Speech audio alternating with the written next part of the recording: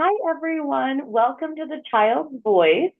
Here we believe that every child deserves to feel heard, supported, and understood. Today, we're diving into an important part of the child's journey through foster care, visitation with their parents. For many kids, visits are a mix of joy, worry, excitement, and big emotions. So, how do we make sense of all that? We're joined by Bernadette McDonald, the program manager for YBGR visitation centers across the state. And these centers help guide parents, support families, and create safe, meaningful spaces for connection while working towards reunification. Together, we'll explore what we can expect from parents, how coaching supports reunification, and what children may need before and after visits. Welcome, Bernadette. Thank you. Well, it's so nice to have you here. So just to get a little bit of your background, what makes you so passionate about the work you do as the program manager? The day-to-day passion comes from being able to be at the front line of watching a family come together and begin to heal and have restoration in their lives with the parent and the child. So that's the day-to-day because, some days one of my children say that not every day can be sexy, but every day can be beautiful. And Oh, so we really believe in that. And every day is a new day. We work with families that are fairly fractured. Um, and a lot of it is generational. And so we just go with what walks in the door. We work from that part up. For my historical piece is I just kind of came into this with my life history. I I feel that all of us have some grit in our childhood that makes us do this work or lets us know that I would really like to do that. I would like to support somebody because I can really understand or I can empathize with whatever they are going through. I was one of the children that aged out of foster care in the state of Montana before there was DPHHS. I'm that old, and I was just really blessed. I actually had the best foster parents, I think, in the nation. My foster parents are still alive, and every birthday, every Christmas, I get a card, and they're now in their 80s. So that's telling you. And I was in foster care in the late 70s, early 80s. That's how long ago it was, a long, long time. And then during that time, getting married, having my own children, just kind of navigating my own history of what does normal look like. And I realized normal is nothing. It's what's on TV or social media. But our family made the decision to also foster when we were ready. And so for 13, my husband thought we would maybe do it for 6 months. Well, it was 13 years later when, so we had lots of children in our home, lots of babies, lots of teens. We had two teens and their babies come through. And through that process, two children came and stayed. We were never going to adopt because we already had a large family. But there was another plan for them. And now those children are 25 and 26. But, and then through that piece, there was a group of us foster parents in the Flathead, and we were asked by the department if we would be willing to work with parents because we all held the children loosely. People always say, I don't know how you could do foster care because it would break my heart. Foster parents are not cold-hearted people, right? They just understand the mission. And so we really worked with birth parents. And so we were able to start a small agency and things just took off. And so just by happenstance, been doing this work since the late 90s. And I started in its infancy, I feel, where there wasn't a lot of understanding about how to do things or how to help support families to now we really get down to the nitty gritty and really work on the child's emotional needs first, because we feel if a parent can understand that their child has emotional needs, physical safety comes on board. And so that's one of the biggest cruxes of what we do and why we do it. Because everybody sometimes assigns what is the child's emotional need. And so our role is really to help support how do we see what is ever happening through the child's eyes, because that's how we can be the most effective. absolutely. Oh, gosh. There's so many pieces to that. I think also from the kind of the CASA perspective, we hear that a lot about, one of the big objections I hear when I talk about CASA is the worry that it will break our heart. And I'm like, but our heart grows. I feel like that is kind of the beauty of of things that tend to break our heart is that our heart is breakable, but it's also mendable, and it can grow and it can hold so much. So I love that you've been doing this for so long. So you're going to have a wealth of information to share. So I'll start in with a couple questions just about telling us a little bit more about the program that you're managing. So what can you start by just sharing a little bit about your visitation center or centers and the role it plays in supporting families? So our initial, because I'm from the Flathead, and so that's where I started working with Yellowstone Boys and Girls Ranch. I met with Mike Shovers, who's our CEO, and we had decided, because I was running a small agency at that time, we were coming out of the end of COVID, and we just needed to make a change. Things were changing. One of the things I appreciate so much about Yellowstone Boys and Girls Ranch is their mission and values are absolutely congruent with how I've operated my life, but also my business and my dealings with families.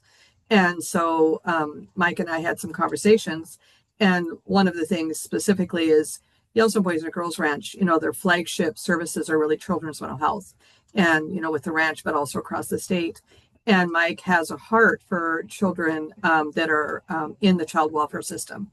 And one of the allegories around that is, people who seek to do children's mental health, they're trying to take the children out of a river that's drowning them. But Mike is a champion of, can we get to the mouth of the river before the kids are thrown in? And sometimes that happens when it comes to children that are in foster care or find themselves separated from their parents, because that starts for them outside of whatever neglect or abuse or trauma they experienced in their biological family.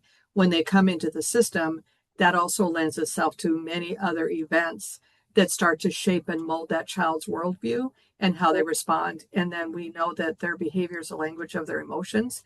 And that just goes off. And then pretty soon some children are bouncing from home to home, because what we do is our normal day to day. A child being in foster care is not normal for a child. So when we expect them to always act normal, well, what is that? But they're in a very abnormal situation. So I've just really appreciated Mike's commitment to this process in the program. So in Yellowstone or Flathead, we have a large space. It's about 2,000 square feet, and it's very open.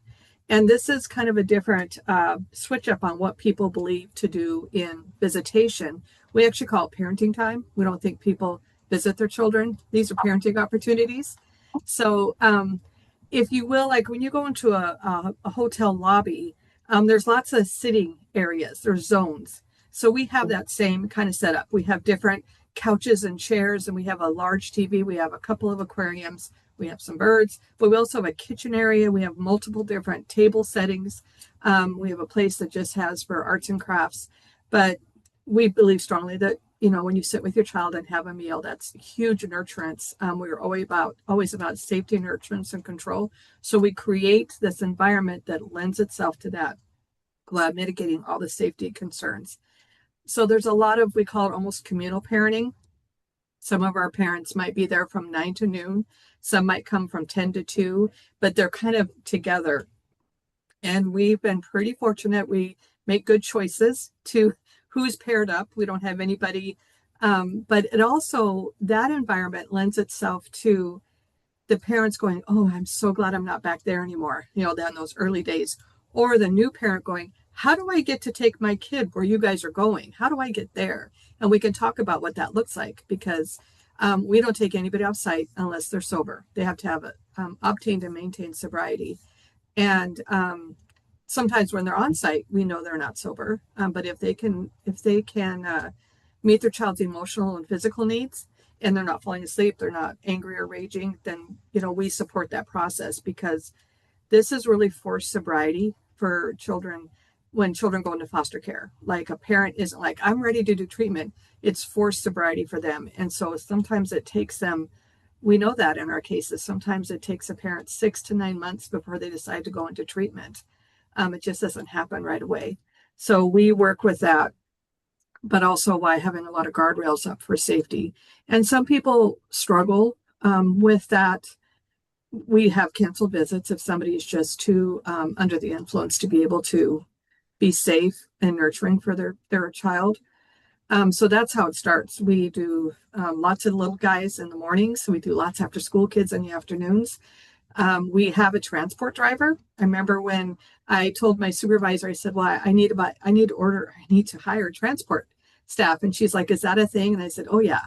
And so now the other sites are like, how did you get that transport staff? Because, part of also supporting the process is supporting foster parents too, because they're already, they have all of a sudden these kids, their life explodes with, extra meetings and people coming to their home, and the kids have doctors and they have therapies. And if we're able to transport a child to and from, that's just one less thing that helps maintain that placement. So that's important. I love We, that. yeah, we try not to work a lot on the weekends because our weeks are so full. But if a parent has we have some dads that they just can't get off during the middle of the week. And so if they're doing really well, that's kind of their special slot is a Saturday. And we have a rotation of staff that will do that Saturday time. But our space is just very open. And we have people in the line of sight and within earshot all the time. So there isn't an opportunity. And part of our visitation expectations is we have to be able to hear everything the parent's saying. We'll redirect if not. And we have we shouldn't have a lot of rules. Really the big ones are what lends itself to safety. And then sometimes we have where people, they don't always have things for diapers, or they don't have, lunch or breakfast items. So we do have food on site if they need stuff, but our goal is to get them to be independent and sustainable on their own. But it just doesn't happen right away. So, Right. yeah. It's a practice. We all, some of us, we have the benefit of having practice, as I was growing up, it was with younger siblings and things like that, of practicing taking care of kids. And sometimes it's when they have their own kids that they get that practice. Exactly. Then they get it. Then I need to buy toilet paper. Like, how did that doesn't just automatically show up in my house? But I was going to say the other part to that too is we're also expecting our parents to give their children something they never got themselves. So a lot of that is really new for them. Maybe they had their child after they've already had a couple of years of use.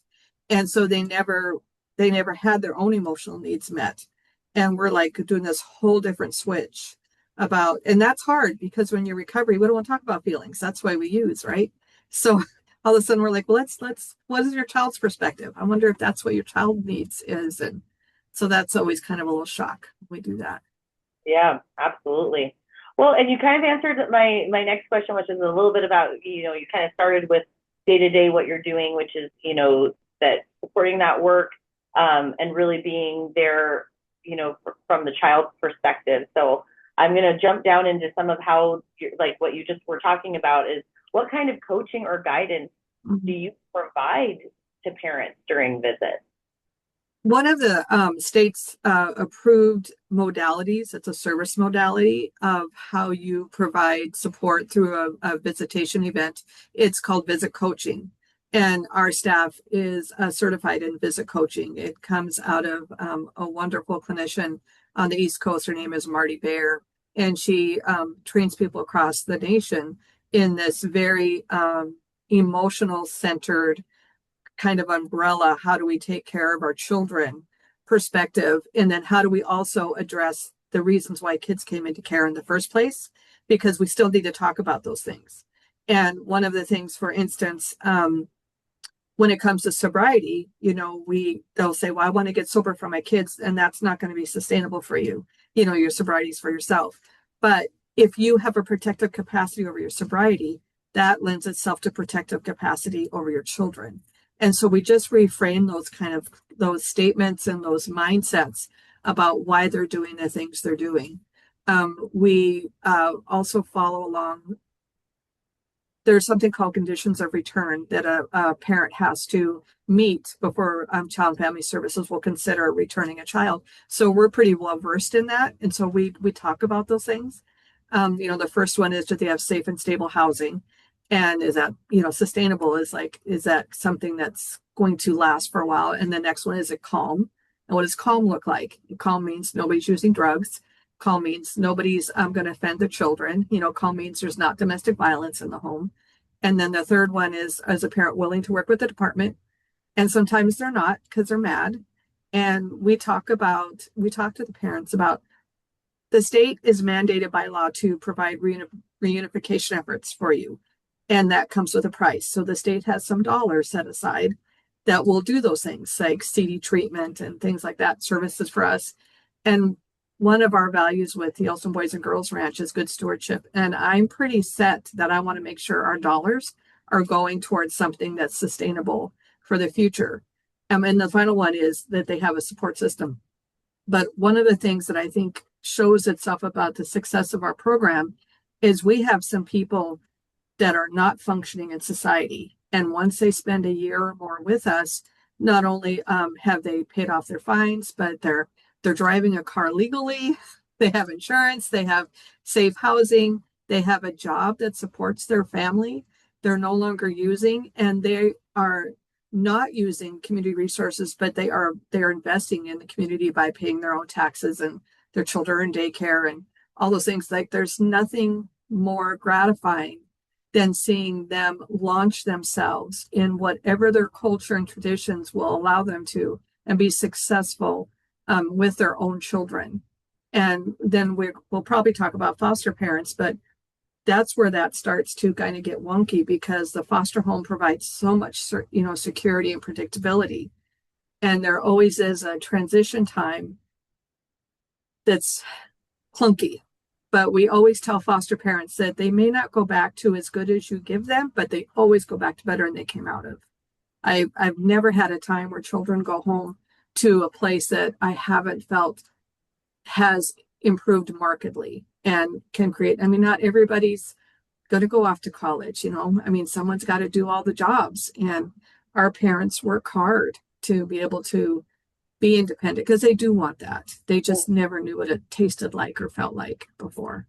Yeah, absolutely. You basically you answer so many of my questions just in the information you give. I'm like, oh, I've got all these questions, but you touched on so many of them, because some of my questions were just like, where are the areas that parents need the most support? And I mean, you covered that in really, the conditions of return, I think, are such a huge element, because, those are all outlined from the very beginning of what the steps are that they need to take.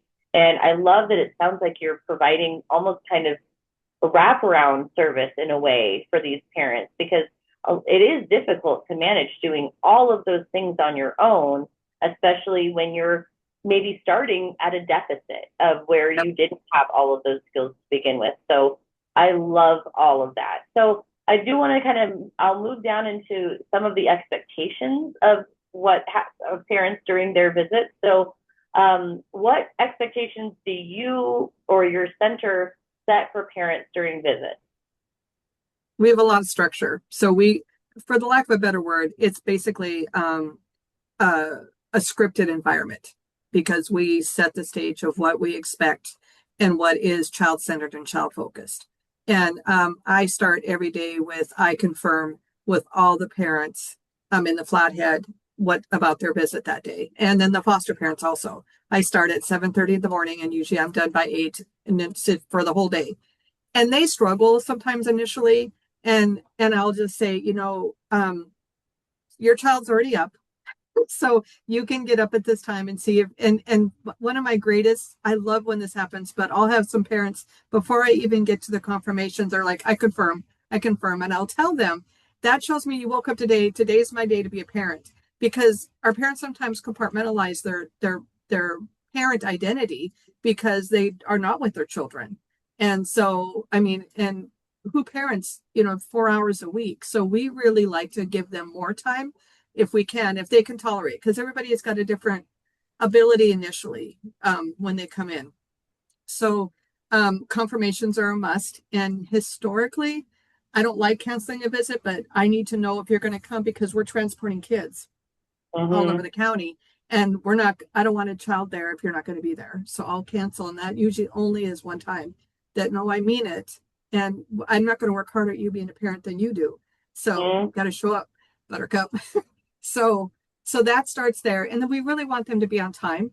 By and large, 80% of our parents work really hard at coming on time and being prepared. There are some that just can't get there. And so we'll talk about that and we'll make some adjustments because kids will begin to catastrophize why their parents not there. And we don't want to put them in that. They already have enough anxiety to deal with. Um, and then when they're there, there's always something. Right now we have a dad who the child comes at 9 o'clock, 9 to 12, and it's a toddler. And we're realizing that he's not eating a lot. And dad's trying really hard to do this. And we're like, wait, he's already had breakfast. Let's have him make the lunch so he can come and have something light and have just those things where we realize, well, what are we setting up for that? I did have a mom a long time ago. Her little one, she had two little guys. And the older one, he was 2. The other one was an infant. And he would just see his mom and start crying. And we came to realize that because of her drug use, she was really neglectful and he would be hungry around her. And so just being in a foster home and then seeing her, he would just start to cry. And I said, let's fix that. So she came in a half an hour early and would start making pancakes because you can smell those. And then so just scoop them up, put him in the high chair, feed him food, something warm in his tummy. And he just really responded really well because we're working on developing those emotionally corrective experiences for the child and the parent. And we really want to reestablish that umbilical cord. So he sees his mom, food comes in, I like you. I can trust you because we want our children to trust their parents. Right. And about a month later, she's like, well, do I still have to do this? And I'm like, well, is it working? And she's like, well, it is. I said, well, let's keep doing it. Like, why would we stop then? You know, she loves her children desperately and got that. It's hard for people who have lived in a world where there's no structure and no kind of accountability to all of a sudden realize this isn't about being accountable. It's just about being a parent and letting your child trust you because children don't have trust when that hasn't been established in that. Even when you were kind of talking earlier, security and trust. Yep. I mean, that is, I think, the basis for emotional stability and being able to, and rebuilding that trust. I think maybe she just saw it as, you know, all I'm doing is making breakfast, but pancake by pancake, she was rebuilding trust. So I love that example. 100%. Well, and they, what will happen sometimes is the children, they like the foster parents, right? And the birth parent might be threatened or dismayed by that. And it's like, well, there's lots of things to unravel with that. First is we want our children with somebody that they care about because that's not fun for them. Why would you want? And they like, well, I don't want that. Of course you don't. And then the next thing is, but what they're providing, that consistency, predictability is very seductive for a child. Like they're absolutely attached to that piece. And with it, they're starting to trust the adult. So they're automatically go, I like you, so you're my person. They're like, I like what you've laid out for me. When I go to your house, there's not stuff happening. There's not chaos. And then we go through the time where, you know, a younger child specifically might call the foster family mom and dad. And we just have this statement where society says we can have lots of aunties and lots of grandmas, but we're only supposed to have one mom and dad. And that's not children's reality. Lots of kids come from blended homes. And so, you know, they always know who mom is. That child was wired in utero to function in that mom's world. That's why all the black baby cows can find their black moms on the prairie, because that's my mom. But they also can love people that are acting in the parental role. It doesn't mean that it's less. It just means it's larger. I know. It's like love is our most most bountiful resource. Like that is where it can be challenging to kind of understand. I think a lot of it is ego. We all want to be the most important person to our children. Yeah. So sometimes suffering a little ego death is necessary in order to see the bigger picture for our kids. And that can be really, really tough. So I'm going to use ego death. I love that. That's a great statement. And maybe just an ego coma. Maybe I don't love the idea of always doing away completely with our ego, because sometimes our ego can help us, and especially in valuing ourselves. I feel like we put a lot of negative connotations sometimes on ego, but I also think like so much of this is like when we talk about sobriety, understanding and feeling that you're worthy of the life that you're building in sobriety, and that you're worth that effort and that cost. I think that sometimes parents and just people in kind of an addiction space can struggle with that a lot, is that feeling Absolutely. of self-worth. Absolutely. So I want to kind of dive in, because one of the biggest things I'm curious about, so I'm kind of getting down into the children's behaviors question, is like we often hear about kids that are having the big emotions around, I'll keep saying visitation, but I love when you talk about parenting time, but about, around those days where they're going to be seeing their mom or their dad. What are some typical, and normal is not normal, but what are some typical behaviors you see in children before a visit? So I use this training a lot. One, when I'm just training our staff coming in, but also we do a parenting class for our parents. And we use this kind of information when it comes to understanding discipline and positive ways of discipline. But for 15 years, I also did the foster parent training in Flatty County with 2 other social workers with foster and adopt parents. So this is something we've talked about for a really long time. And it's kind of coming back around right now, in that now that I'm with Yellowstone Boys and Girls Ranch, I also have access, because there's so much children's mental health, about some of we share children on both sides. Like the clinic might have some of the children that we do visits for. And what we're hearing is there's this high alarm that the reporter for the child, which is usually a foster parent, is reporting all these behaviors after parenting time. And can we just stop the hemorrhage? Like, the child's being traumatized in visits. Nobody's being traumatized in a visit. We don't let that happen, but what's traumatizing is a continual separation. And how I can get people to kind of be curious about how that lends itself to this experience is, when a child is removed, we do this list of a child's feelings when they're removed. And sometimes some kids are removed from school. They don't even go home. Like, they leave from school. And so the child might feel scared and anxious and concerned and angry, confused, at a loss. They might feel guilty because they reported, all those things, right? And then what are their behaviors? And their behaviors are acting out, withdrawing, not eating too much, lying, run away. Like, there's all those different behaviors a child will have. Transversely, when you ask the parent, how did they feel at removal? Scared, confused, panicked, guilty, like all those, like their behaviors are almost exactly the same. Their feelings, are almost exactly the same. And then what we look at is their behaviors are the same.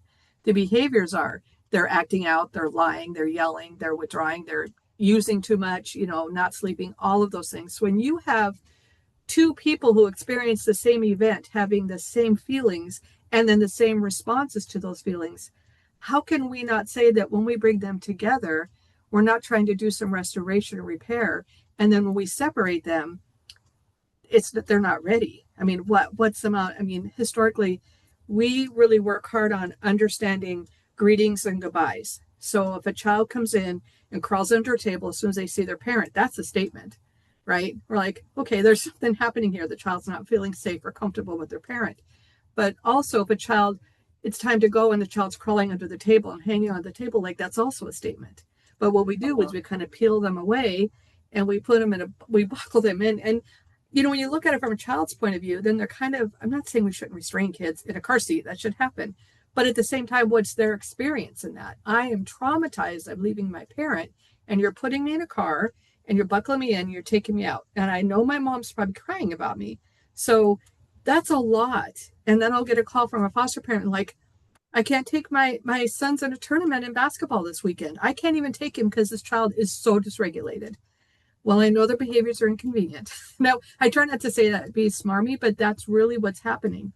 I get that. I was a foster parent. I know I've been that person where like, we're going to do all these great things. And the child's like, I'm dying here. I don't want to do your fun stuff. None of that feels good to me. Yes, I love my foster brother. I think he's fantastic and I hope he does great, but I really don't care, because grief is grief. And what we know is we have to become loss experts. So when we look at this event through a child's eyes, it's loss. They've lost their family. Many of them have lost their pets. Sometimes they've lost those few items that meant something to them. They've lost their neighborhood. I had a set of boys placed with me 100 years ago, and they were so frustrated because they were 10 and 13. And what it was summer, and what they used to do is they would collect cans and they would take them to a recycling center in August in the Flathead, and you get this higher percentage. And they would go to the fair. And they're like, and I thought, oh my God, these kids are mad because they lost their garbage. Because they lost their cans and they can't. So we of course went to the fair, but this was really a value to them. And outside of everything with their mom, they had worked really hard to gain something and it was just gone. And and our kids, all of them, that stuff's just gone. And how do we help people understand from their perspective what is normal for you and I? We do this every day. Foster parents do it every day. But a child being in care is not normal. And Right. so they are constantly being twisted to go, not that you should be grateful, but I do think in the back of some people's heads, like, what more do I have to do? I give you a warm bed. I give you consistent stuff. You have a great car to drive in. It's not a clunk. I mean, I think they're like, I'm giving you these things I thought would make our lives great together. And they're like, you're great, but I also miss my mom. Yeah. I mean, they don't not think the foster family is great, but they also miss their life, even if it was unsettling. Because the other thing we do is when we do visits and the parents are showing up and they are feeding their children and they don't look like they're drugged out and they're not yelling at people, they have waited so long to have that mom or that dad with them. And now that they've got that person, they don't want to leave them. But it's a time, it takes a while. We do a I do it with my staff. I do it with birth parents. I've done it in foster parent training, and we do something called Five Connections. It's a Five Connections activity, and there's five pieces of paper, and we talk about things that make us feel connected to this earth, right? But and everybody has a different idea. Like we just do this brainstorming board, and it might be the mountains, it could be music, it could be your job, it might be your cell phone, it could be your heritage, it could be your sports team, all these different things that make you feel like you have a connection, your neighbors, your friends, God, your family, whatever. And then I have them write each of those down on those five pieces of paper. And historically, a real common one would be their books, their job, outdoors, might be God, and might be family, right? Those are like five. And then we would talk about, well, let's start deciding what's our priorities. And we drop one. A lot of times job goes first, job's done. And then they end up always at the very end. They always historically have God and family, or they might have pets and family or something like that. And like they start to not like me through this process because they don't want to, because I say, what are you willing to release and put on the floor? And they're just like, I don't like this game. I know, but we're going to talk. It's a purpose. So when they finally get there, they have to drop their family. And then I explain, so looking at all this, how does that feel? They share how they feel with that. But then what we talk about is when a child goes into foster care, they also have those same connections. And the last thing you were willing to lay down is the first thing they have to give up. And how does that impact them? And how can we not realize that's their everyday? This is just a small exercise. And you were like, I am not having a good time. But the first thing a child gives up is their family. So then we pick their things up and put everything back. But it's always a really good example of how impactful this experience and journey is for children. And when I do it with the birth parents, we really spend time then talking about how can we ensure this doesn't happen again for your child. That's and they're like, this, I don't like this. This is terrible. I said, but that was your child's experience. Like, we can't take that away. All we can do now is grow from this and try to make sure. To be fair, we have parents that don't make it, and we try to help them fail successfully, but we have the same conversation. Yeah, I think I've done that. I'm not sure if it was, I remember doing that exercise, and even in the hypothetical, even just as an exercise, I was angry and I did not want to give up any of those things. So it's interesting how something that's just a wild hypothetical can really make you feel like someone is taking something away from you. And that's, I think, one of the big things is, we give adults, I feel like, have more permission to be angry and feel the full range of emotions. And kids, we are always talking about teaching them not to cry. We don't want kids Yep. crying when we're on a plane or in a restaurant, but it's, I guess it's so 100%. interesting to kind of have those perspective shifts on, really what's happening and digging in there. And one other thing I wanted to ask about kind of in regards to the children's behavior, because again, you've just hit so many excellent points along the way, is, for our advocates, we are not seeing the child every day. We're not, we might be hearing about some of those things that are coming up. But one thing we do see is, we are lucky when we're getting some of those notes about how parenting time is going. So is there anything that we should be paying attention to, or, documenting around that parenting time, those behaviors or things we should be looking for in the notes that we receive from visitation centers? So that's actually, that's the operational piece of what we really are working on, creating uniformity in our services across the state. In the Flathead, we do behavioral, or we do objective observation. There's no behavioral inference. So we don't say they did a good job, they did a bad job. It's really like a balcony view of looking of just how it laid out, almost like a police report. We do have a place where we do the strengths and concerns, anything that was important in that event. But across the state, as we're moving, a lot of our team members, they did not learn how to document in this manner. So some people kind of try to default to like a DAP note, describe, assess, and what's the plan. And that's not how it is. And I know this sounds kind of silly, but it's like, no, if you do like a 4-hour visit, there should be more than 8 sentences. Like, it may look laborious, but I can tell you in the end, it's really important because it will come back. One of the things is like this one little guy where what he was feeding, I tell the team, we don't write they had a healthy snack, or we write exactly what it was. And we tell the parent, I need to know exactly. And at first they're like, no, because I want to, because what happens is kids will go, I just had corn nuts and orange pop. And we're like, no, they didn't. They had strawberries and they had all these things. So they appreciate like, oh, I like that something positive is being said. So I do think if a staff is doing a good job, they're correctly identifying the greetings and the goodbyes. Because I do think there's a lot in those, like how a child enters the parenting moment and then how they exit. And is the parent able to support them? Or also is that lending itself to how that child left? Because that will tell us later. And it's also a kind of a CYA, because the parent can say, every time my child leaves, they're just sobbing and I can't. And we're like, yeah, that's not happening though. If it would make you feel better if they were, but that's not. Or we can verify, yes, they're really dysregulated at transition time. I've had foster parents who say the child just doesn't want to go. And I say, I can see that, because some kids just don't like transitions. And they maybe think if they're going to go, they have to say goodbye to their parent. I said, but when they're here, that none of that is happening. They're fully engaged. The parent's able to let the child lead the play and, direct things. So I think those are the things: is how is it going? Is there a good indication of structure from here to there? Is there a diaper change? Is it being documented? Because that sometimes comes up.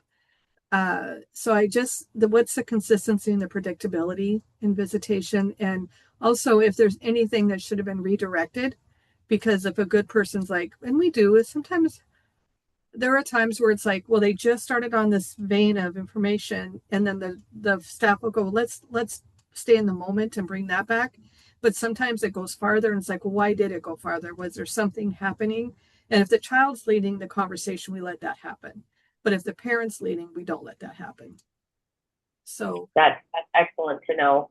Because I think that is the thing, is that there's often question marks on both sides, whether I think a lot of it comes down to those of us that aren't seeing what's happening.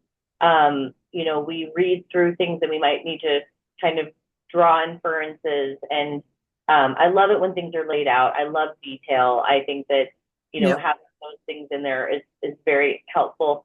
And then I'll go ahead. I'm going to start moving down into like parent-child, but just kind of wrapping up in the children's behaviors. How can caregivers And that can be whether they're a foster family, a kinship placement, a group home, help prepare children for visits and support them afterwards. How can caregivers, are you talking about the foster parents? Right, like whether it's in foster parents or sometimes they're with like grandparents.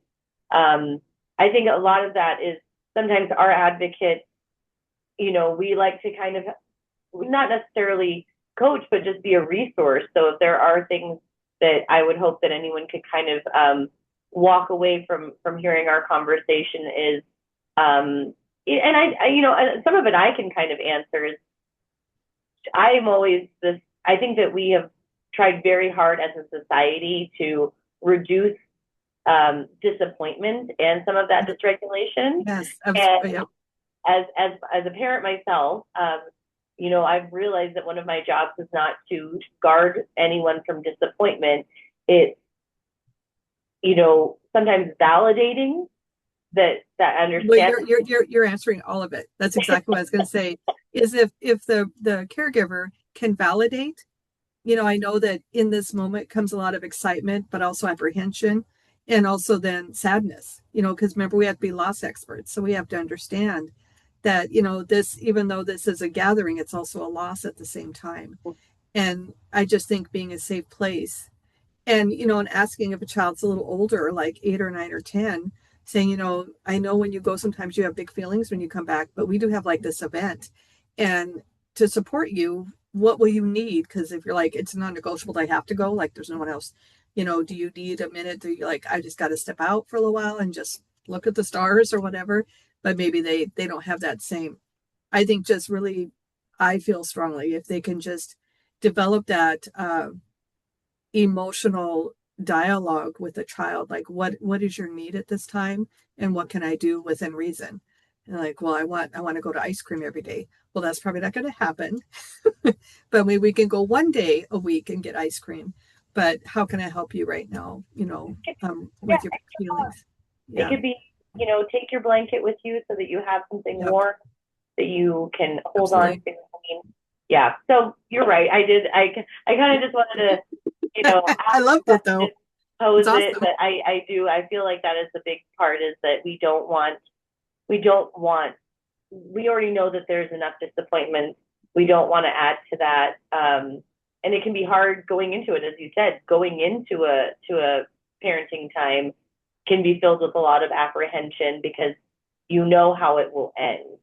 Like, if you watch the same movie over and over again and you love it, but it's sad at the end, it's coming, and Yep. sometimes you'll still want to go through with it because you love the rest of it, but it doesn't stop that ending from being sad. Exactly. All right. Well, parent-child relationship is obviously the whole purpose behind parenting time. So what can advocates do themselves? So we're again coming in kind of at a remove, but how can they help nurture the parent-child bond, even though they're not a part of the visit itself? I think when they can, there's a couple different things that Oh, come for right some to my reason brain. I'm not hearing you. Oh, is that me? Nope. I'm still talking. Can you hear me? Oh, it was me. Okay. Sorry. Can you hear me now? Hold on one second. I just gotta change my.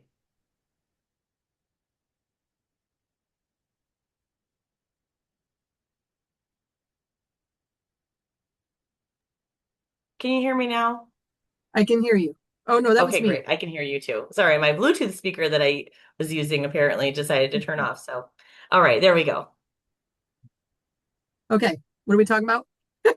I had asked, what can an advocate do to help nurture the parent-child bond, even if they're not part of the visits? There's a couple of things. One of the things we talk about is, you can love a person and not live with them.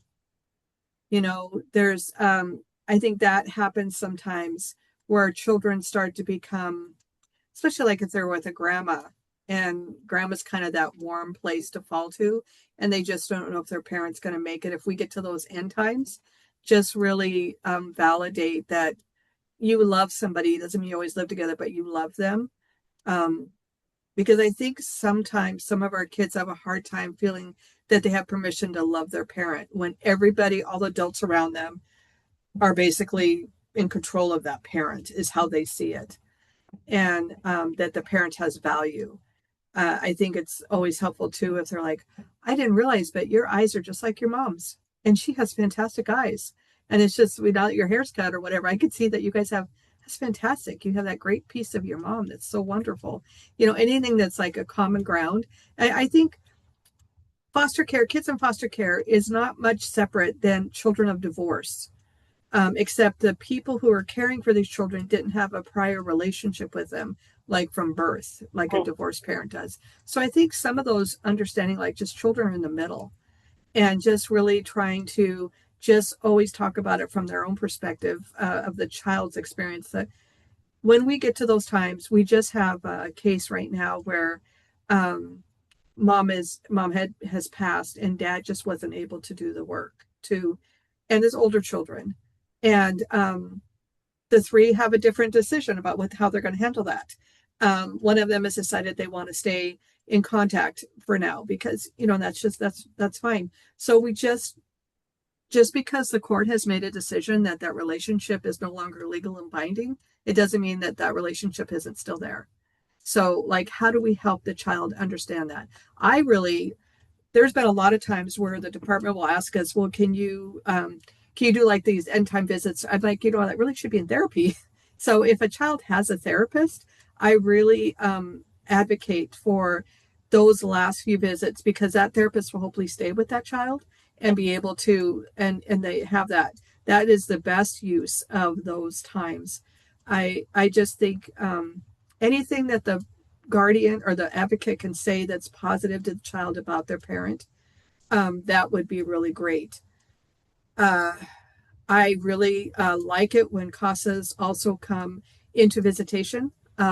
Historically, sometimes we have some really scary dads, and some of our advocates don't want to be around them, so they see the child primarily maybe in the foster home instead, and say just come for 15 minutes, come for half an hour. You can sit in the hallway because we're in a mall, sit in the hallway and meet with your dad, meet with the dad after, but just continue to build that relationship and have some seat time because they're able to speak more clearly about things. But if you haven't built the relationship, I don't think you can speak to it. But also, the more a child sees the people in their life that are keeping them safe, engage with their parent that they love desperately, the healthier that relationship with that child is going to be. And so if they can see that and see it be genuine, because a lot of our kids never see people smile at their parents, when parents show up, especially they're like, oh, here they are, So it's nice when people, like for us, like we greet them, we're really strong. Like if we're going for a coffee run, we also ask the parents, do you want a coffee? If someone brings in sandwiches, we always offer half a sandwich to our people. Just showing them that goes a long way for the children, seeing that we think their parents is valuable also. So true. I feel like so many people that are involved in the foster care system, parents especially, that they are the sum of their mistakes, and remove a lot of the humanity from that because, like, our own bias, our own preconceived notions of what we think good parents should do for their children or for themselves.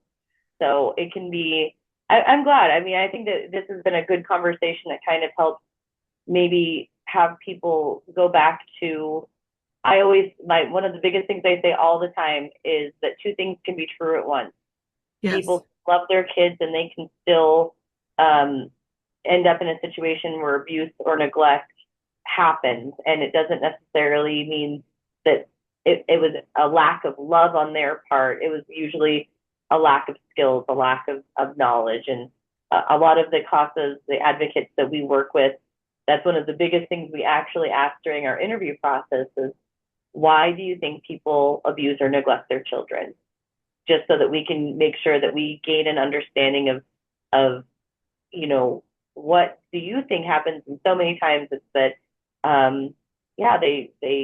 they do what what they learned to do, or they just never learned to do something differently. Mm-hmm. So, okay, well, we're going to kind of start wrapping up because I feel like we could talk for hours. But I know that you are using trauma-informed practices in your visitation center.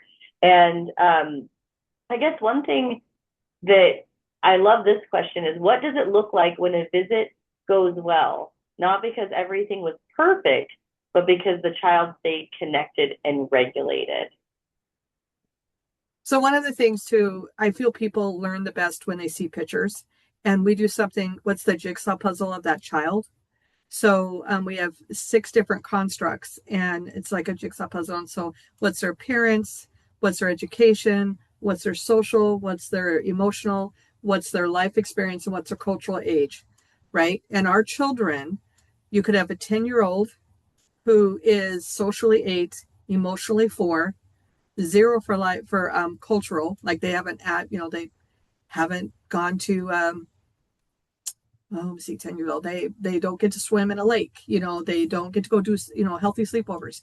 And then what's their life experience? Well, about 25, right? Wow.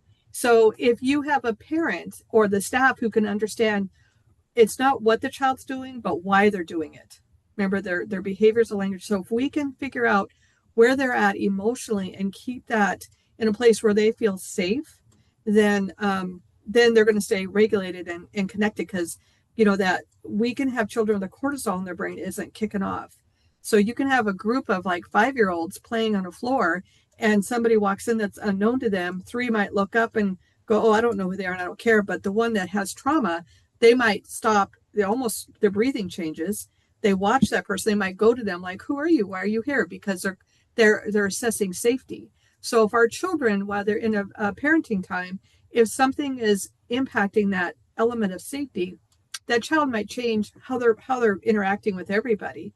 But if we can see that and we can slow it down, we call it being the rhythm runner. If the adult can be the rhythm runner and make sure that we're ensuring that the needs are met and the child can be responded to in that emotional age, then all those other things are going to come back online.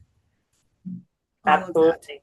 So I think that's the biggest thing, is really being curious about what is happening. What am I looking at? Why is it happening? Not assigning intent on a child, right? We had a mom recently. The children were in care, trial home visit, went back to care. She made bad choices. Little guy, really dysregulated, 8 years old, had a lot of trauma with mom. And when he started to pop off, it took a lot to get him to kind of come back, because his ability to de-escalate was pretty slim. And the staff does a really good job with just slowing him down. And she started the visit with, she was bringing in cards telling her children something she loved about them. So we were just trying to reestablish that. She had made the decision this day to bring in a card that's apologized. I am sorry you guys are back in care. None of this is your fault. I did this. Fantastic. Like, you can't write that. So great. But then also when this happened, when this child started to dysregulate, she got frustrated. And she said, the other team member, when he does this at home, I try to get him to calm and he'll kick me. So I kick him back. And I'm like, oh God. So like, oh God, can't do that. So the same thing can happen in the same visit, right? 2 different things. So what's happening is she's not being curious. She thinks he's doing this to get attention, and she's his mom, right? So if we're somebody doesn't have an emotional connection with that child, we might go, well, he just wants attention. He's not getting his way. This is a manipulation. No, he's about 2.5, and because we're misseeing his 8-year-old body, so you expect an 8-year-old response. It's not going to happen. So that's really the part about responding to a child's trauma, is what's their emotional age and what's your expectation to be able to help them regulate. And because they can't retrieve it if they're in that bad part of their brain that's flopping off. We call it the downstairs brain. So Carrie does a lot where we talk about upstairs brain and downstairs brain. Yep. And it's hard to and I love the emotional age. I mean, honestly, in thinking about that, we assign our own assumptions to what we're seeing in front of us in terms of how that child presents in their age. And just knowing that, like, what's happening on a deeper level can definitely be, I think it's hard to find people that have higher emotional age than their chronological age. Yes. You're definitely, we kind of see we deal day to day with people who are definitely operating in a much younger emotional age than chronological. And I just even think about that maybe when I'm driving and how I interact with other drivers on the road. Well, I just think this is one of the biggest reasons why placements disrupt is the child's emotional age is just too taxing for the resource parent. And Yeah. and they can't. And some of it, I mean, to be fair, some of the children are really difficult. I mean, I'm an old school foster parent. And there's some kids I wouldn't take home because they're like, oh, that's you would outsource me in a heartbeat, you know. But that's also not who they were.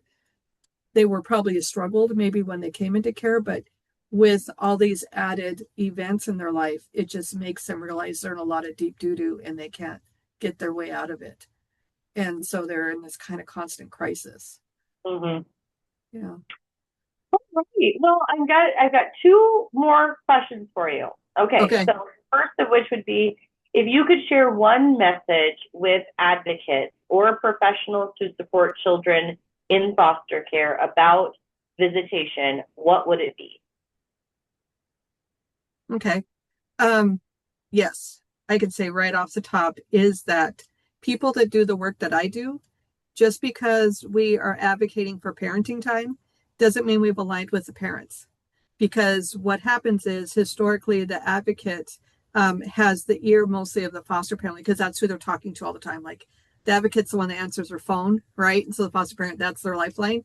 And so to help them understand that the people that do the work that we do, we are for the child. We absolutely are. But we also never want to be an impediment to reunification efforts. And things get really wonky. And sometimes a lesser skilled foster parent might not understand the whole process.